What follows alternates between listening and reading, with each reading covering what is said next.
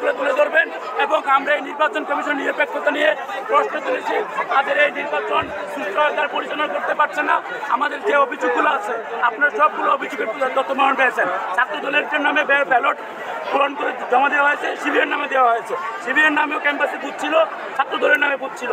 নির্বাচন কমিশন তাদের সে আগের যে অঙ্গীকার ছিল সে অঙ্গীকার ভঙ্গ করেছে। আমরা আমাদের নির্বাচন কমিশনের উপর আস্থা রাখতে পারছি না। আমি ব্যক্তিগতভাবে নির্বাচন কমিশন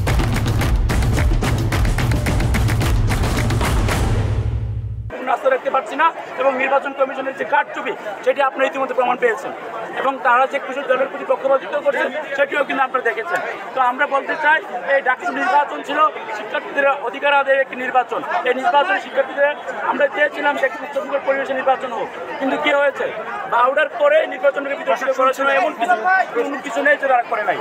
সকল কাজ করেছে এবং প্রত্যেকটি কেন্দ্রকে তারা ভালনারেবল করেছে। যে কেন্দ্রগুলোতে ভোট দেওয়ার কোনো পরিবেশ নাই। এখন দেখেন এত বড় একটা কেন্দ্র এখন ভোট দেওয়ার কোনো পরিবেশ নাই।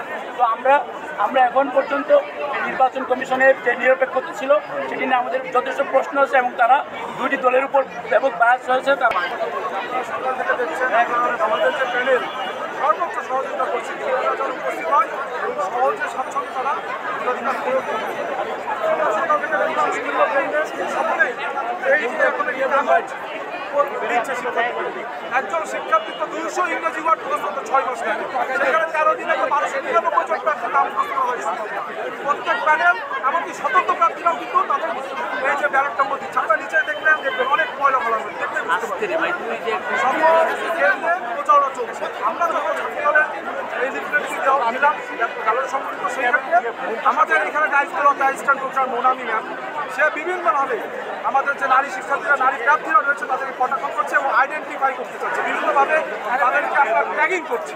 কিন্তু আপনার যারা স্বতন্ত্র প্রার্থী বা শিবির তারা যখন দিচ্ছে তাদের কোনো রকম কিন্তু প্রতিবাদ বা বাধা নেই। এমনকি আমাদের একজন প্রার্থীকে বলছে তুমি ছাত্রদল করো না, তোমার ছাত্রত্ব বাতিল করো, প্রার্থিতা বাতিল করো।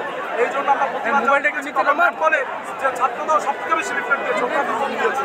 কেউ কম দিক বা বেশি দিক, যদি নিয়মে থাকে আপনি দিতে দেবেন, নিয়মে না থাকলে আপনি কাউকে দিতে দেবেন। কিন্তু আপনি প্রথমে দিতে দিলেন না আমাদেরকে, আপনার ভোটের 6 ঘন্টা পার হয়ে গেল, এরপর আপনার দিলে এখন আপনি বাধা দিচ্ছেন বা এখন বলছেন তাহলে এখন সবাই নির্বাচন এক নিয়মে চলবে, এক সময় এক নিয়ম আমাদের নির্বাচনকে প্রভাবিত করবে। এই জন্য আমরা প্রতিবাদ করেছি, আর কিছুই না। এবং ওনাকে আমরা প্রশাসনিক কর্মকর্তা হিসেবে ওনাকে আহ্বান জানিয়েছি নিরপেক্ষতা পালন করুন, পক্ষপাত দুষ্ট আচরণ যদি করতে মন চায় করবেন। ঠিকানা হবে না।